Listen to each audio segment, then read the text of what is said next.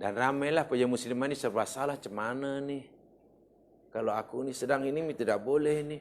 Dia tetap juga berpenampilan muslimah dan muslim. Kan? Tapi risiko dia nanti akan dibuang kerja.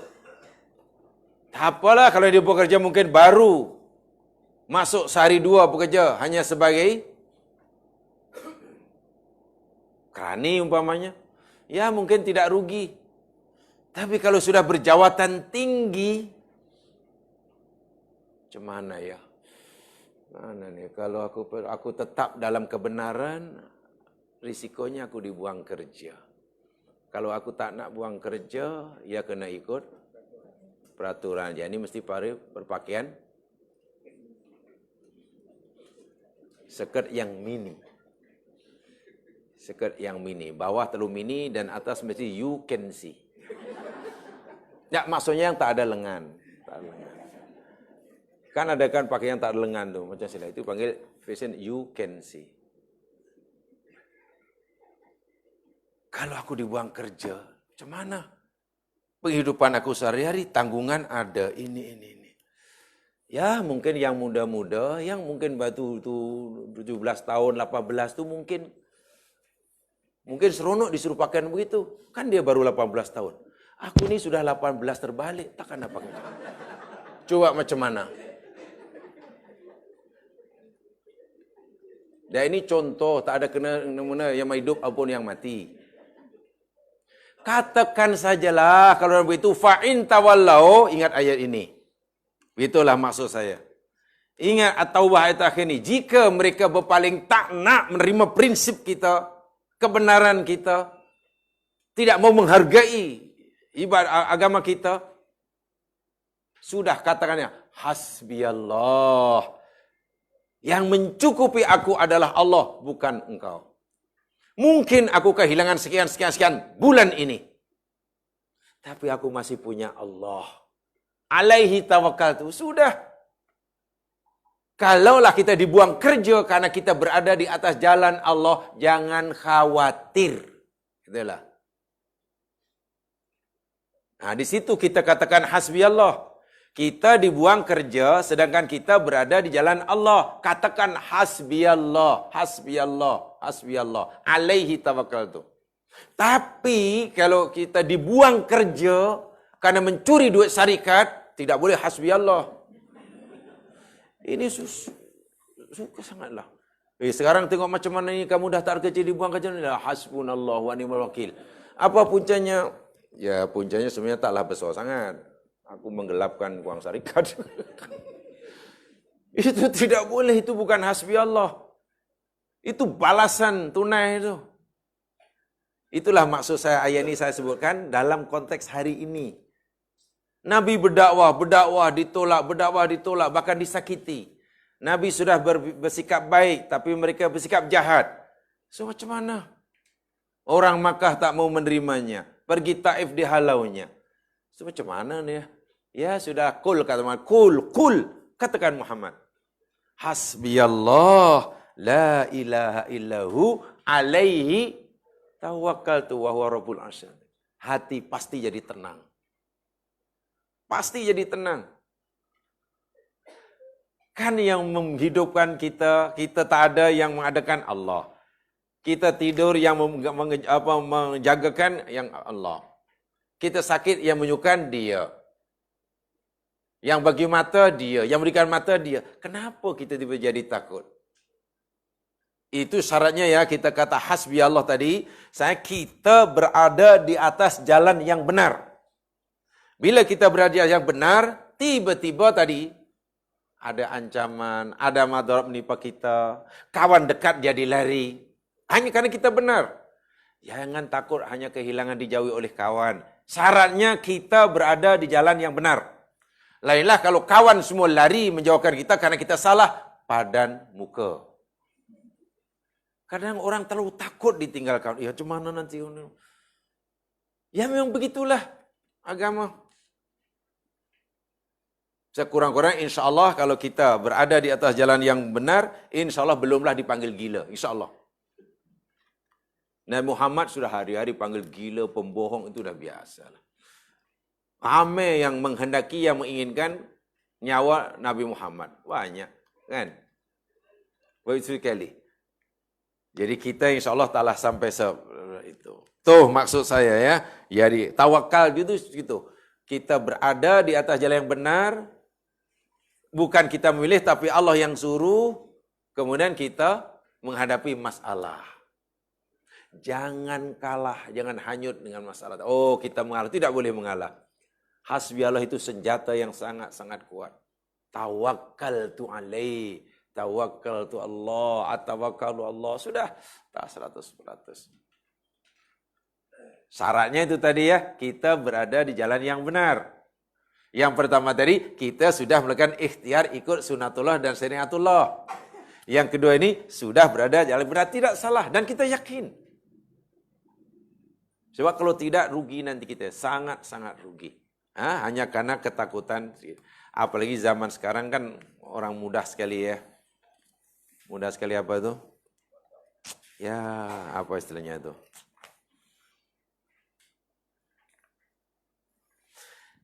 Di samping terus berdoa. Tawakal itu sudah karena tadi diancam. Dan jangan lupa diiringi doa. Doanya macam mana? Baca ayat selepasnya. Muka surat 8. Ini sambungannya. Kita berada di jalan yang benar. Asalnya kita tak baik. Kita ingin jadi baik. Kan? Akhirnya kita tak betul. Kita ingin betul. Asalnya bengkok. Kita ingin lurus. Tapi ramai halangan, ramai ujian, ramai tantangan. Maka kita katakan tadi dan berdoa kepada Allah. Assalamualaikum. Baca ayat yang ke-85, 86 surah Yunus.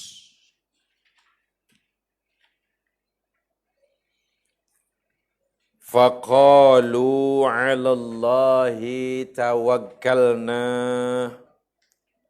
Dan lalu mereka berkata, atas Allah lah kami bertawakal. Ini doa dia. Selepas kita tadilah, cuma mana ya tak apalah, buang pun buanglah. Kamu benci, kamu lari, tinggalkan aku pun tak apalah. Aku tawakal pada Allah, aku masih punya Allah. Dan doanya, Rabbana, wahai Tuhan kami. La taj'alna, janganlah engkau jadikan kami. Fitnatan, sasaran fitnah. Musibah ke apa ke. Lil qaumiz zalimin, bagi kaum yang ya Allah, janganlah diri ini kau jadikan sebagai sasaran fitnah, sasaran kebencian, kan? Sasaran kezaliman. Itu mana fitnah? Jangan jadikan diri ini menjadi sasaran kezaliman orang, sasaran cacian orang, objek bulian orang. Itulah. Doa ini sangat baik sekali khasnya dalam sekarang. Di mana kerana budaya dengki-mendengki begitu berleluasa. Rabbana la taj'alna fitnatan lil qaumiz zalimin wa najjina bi rahmatika minal qaumil kafirin. Coba baca ya. Rabbana la taj'alna fitnatan lil qaumiz zalimin wa najjina bi rahmatika minal qaumil kafirin. Lebih-lebih kalau jamaah minat masuk dalam dunia politik, kena rajin-rajin baca doa ini. Sebab kalau tidak hanya jadi sasaran buli, sasaran fitnah, sasaran kedengkian, sasaran cantas, sasaran susah jemaah sekalian. Kalau kita hidup menjadi sasaran kedengkian orang, bukan karena salah kita. Hanya karena orang itu hatinya tidak baik. Ingat ya, orang yang didengki ini jemaah sekalian, belum tentu karena dia salah. Karena yang mendengki itu memang hatinya kotor. Ya, kalau ada pendengki pun janganlah kita yang didengkinya. Janganlah kita jadikan sasaran, carilah monyet ke, lembu ke, dengkilah sama lembu itu yang tak pernah sakit. Kenapa dengki kita pula? Hingga peringkat kalau dia nak menjahanam kita dengan tuju ke, dengan black magic ke, Dengan sihir ke? Ya Allah, janganlah. Kalau iya pun janganlah hamba ini yang jadi sasaran. Jadikanlah yang lain pokok ke. Silakan kalau nak sihir pokok ke apa. Ya, zaman sekarang paling ini banyak sekali ini. Dalam dunia perniagaan, dalam dunia politik, dalam dunia mungkin pertubuhan apa, yayasan apa. Sikit-sikit marah, sikit-sikit bully, sikit-sikit ini doanya. Dengan syarat tadi katakan, pastikan kita berada di atas jalan yang betul. Itu pertama sekali. Sehingga tawakalnya nanti Allah perhatikan. Kalau kita jadi bulian orang, dari cacian orang karena kesalahan kita, dibenci orang karena kejahatan kita, ya itu balasan lah. Itu namanya balasan. Nak minta perlindungan macam mana ya? Misalkan kalau minta perlindungan pada Allah supaya Allah lindungi dia, ya tak kenalah. Tak kenalah. Ibaratnya, ya Allah ya Tuhanku, hamba-Mu nak mencuri ya Allah, tapi tolong janganlah kena tangkap. Itu doa apa tu ya? Sembahyang hajat, mohon pada Allah supaya besok malam nanti tak tertangkap di polis sedap dia nak mencuri. Boleh ke macam tu? Ya tak boleh lah. Sembahyanglah hajat banyak kali lah. Kan? Supaya tak sakit perut, sedang dia nak minum klorok. Ya mana boleh. Itu dah memang dah, apa ya? Dah ya kesan logiknya macam itulah. Tak boleh dielak. Tidak boleh dielak. Baik. Kemudian ayat yang selepasnya, ayat nombor 3, ini saya pilih hal yang sesuai ya, yang mudah kita amalkan. Surah An-Naml ayat 79. Fatawakkal 'alallah innaka 'alal haqqil mubin. Ini dia. Fatawakkal 'alallah innaka 'alal haqqil mubin. Dan maka bertawakallah engkau ke atas Allah, sesungguhnya engkau wahai Muhammad 'alal haqqil mubin, di atas kebenaran yang ini sama tadi dari apa yang saya sampaikan awal tadi. Jadi Allah suruh kita tawakal padanya, syaratnya kita mesti berada di atas kebenaran. Itu tadilah. Bila kita berada di kebenaran, lalu kita menjadi sasaran bully, sasaran fitnah, katakan saja hasbi Allah, tawakkaltu 'ala Allah. Itu saja. Syaratnya kita alal haqqil mubin. Haqqil mubin. Mafhumnya, kalau kita tidak berada jalan yang benar, ya susah sedikitlah. Susah sedikit. Kemudian lagi doa yang hampir sama dengan doa yang dibacakan tadi. Lihat ayat yang bawah sekali, ayat kedua daripada bawah. Surah Al-Mumtahanah ayat 5. Ini juga doa-doa yang hendaklah dibaca. Bila kita tawakal, doa-doa inilah yang perlu dibaca. Kita baca, Rabbana la taj'alna fitnah lilladzina kafaru waghfir lana Rabbana innaka antal azizul hakim. Rabbana wahai Tuhan kami, la taj'alna, janganlah engkau jadikan kami fitnah. Fitnah itulah. Fitnah ni dalam Al-Quran maknanya ada, kalimat fitnah dalam Al-Quran makna dalam bahasa Melayu makna ada berapa? Ada berapa?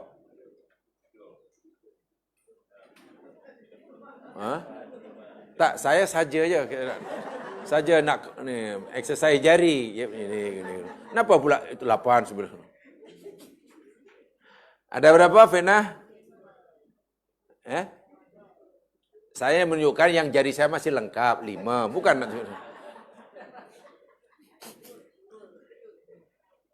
Ada makna fitnah dalam Al-Quran, penggunanya dalam Al-Quran, maknanya ada 5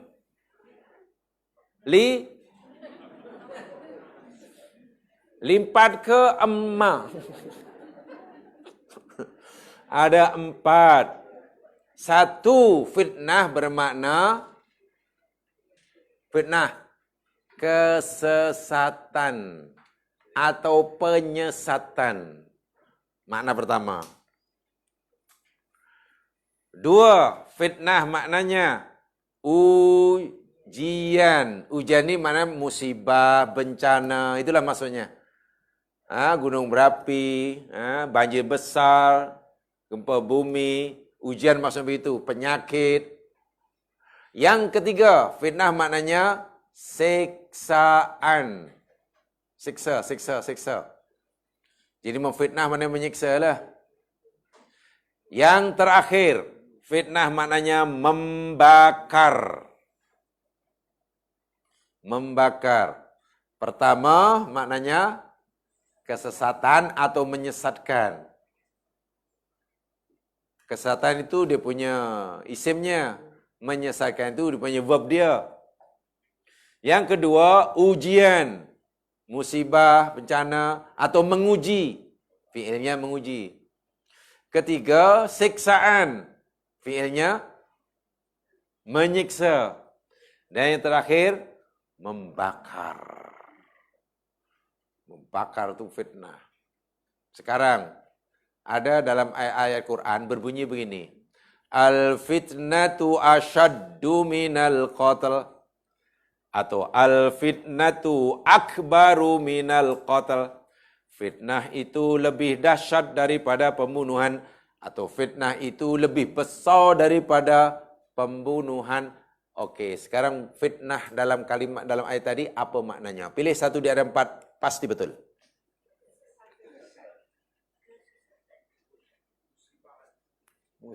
Musibah lebih besar daripada membunuh.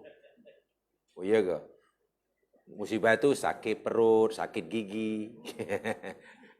Musibah itu maknanya apa? Ujian itu musibah. Musibah itu sakit perut, hilang kasut, gempa bumi, kematian, lingkup perniagaan. Yang mana agaknya tuh? Yang sesuai? Kesesatan atau penyesatan. So al-fitnatu asal maknanya menyesatkan orang itu lebih besar daripada membunuhnya. Begitulah. A membunuh B. Katalah. A membunuh B dengan zalim. InsyaAllah B yang terbunuh secara teraniaya ini akan masuk surga. Sementara A yang membunuh dengan zalim masuk neraka. Tapi bila A menyesatkan B, di mana tempatnya di akhirat? Dia menyesatkan B. Neraka. B yang disesatkan oleh A, di mana tempatnya? Sama-sama di neraka. So itu menyesatkan orang lebih besar daripada membunuhnya.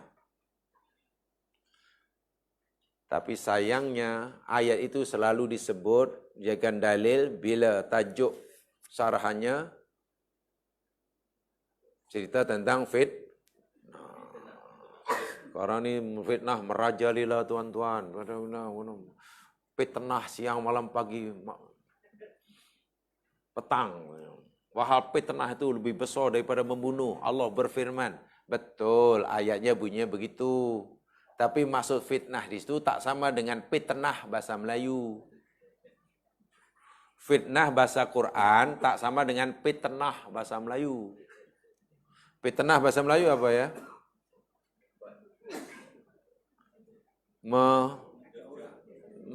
Yalah, maknanya membuat cerita yang tak betul dengan orang itu kan? Nah, fitnah bahasa Arab tidak ada yang bermakna seperti itu. Kalau kita cerita fitnah dalam bahasa Melayu, sebenarnya ayat Qurannya bukan al-fitnatu asyaddu qatli. Dalil Qurannya yakni wailul likulli humazah lumazah. Itulah yang sesuai. Jadi bila kita berdoa pada Allah, ya Allah, janganlah engkau jadikan kami fitnah bagi orang kafir, maknanya apa? Fitnah di sini maksudnya apa? Ya Allah, janganlah Kau jadikan kami ini fitnah bagi orang kafir. Ampuni dosa kami ya Allah. Sesungguhnya Engkau ni Maha Perkasa lagi Maha Bijaksana. Fitnah di sini maksudnya apa? Pilih satu di antara 4. Pasti betul. Ya. Penyesatan boleh. Mana ya Allah, janganlah kami jadikan, jangan Kau jadikan kami sasaran penyesatan yang akan dilakukan oleh orang kafir. Seorang kafir kan sentiasa tidak menyesatkan orang Islam. Yang kedua, atau mungkin ada mana yang lain? Sasaran